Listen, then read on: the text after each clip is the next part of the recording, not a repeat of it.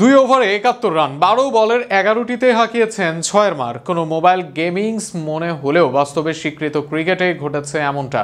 সালমানের ব্যাট যেন ছিল মোবাইল গেমসের কোনো সহজ সংস্করণ, যেখানে চাইলে হাঁকানো যায় 6। কল্পনার মতো এই ইনিংস নিয়ে আরও বিস্তারিত থাকছে প্রতিবেদনে।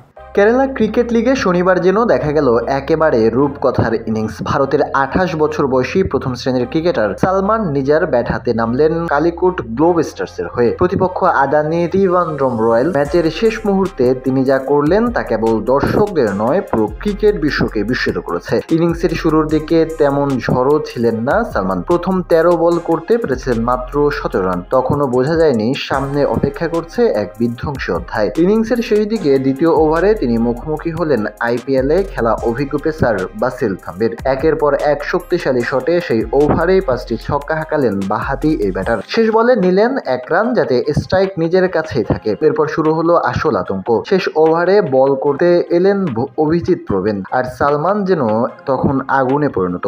প্রথম থেকে শেষ টানা 6টি বৈধ বল উড়িয়ে দিলেন গ্যালারিতে। এর মাঝে একটি নো বল আর একটি ওয়াইড করেছেন বোলার। নো বল থেকে অতিরিক্ত 2 রানও তুলেছেন সালমান। ফলে ওভারটিতে ওঠে মোট 40 রান, যা টি-20 ক্রিকেটে খুব বিরল। ম্যাচের শেষ 12 বৈধ বলে 11টি ছক্কা হাঁকিয়ে তিনি তুললেন অবিশ্বাস্য 71 রান। ইনিংসের শুরুতে ধীরগতির ব্যাটিং এর পর মাত্র 26 বলে অপরাজিত 86 রানে মাঠ ছাড়েন সালমান। তার এই ধ্বংসাত্মক ব্যাটিংয়ে কালিকট গ্লোব স্টার্স 13 রানে জয় ছিনিয়ে নেয় প্রতিপক্ষের কাছ থেকে। এমন ইনিংসে ক্রিকেটে সচরাচর দেখা যায় না, বিশেষ করে শেষ 12 বলে 11টি ছক্কা হাঁকানো একেবারেই বিস্ময়কর ঘটনা। সালমান নিজের প্রমাণ করলেন এক ঝড়ো ইনিংস কিভাবে ম্যাচের ভাগ্য বদলে দিতে পারে। কেরালা ক্রিকেট লিগের এই ইনিংস হয়তো অনেক দিন ধরে মনে রাখবে দর্শকরা।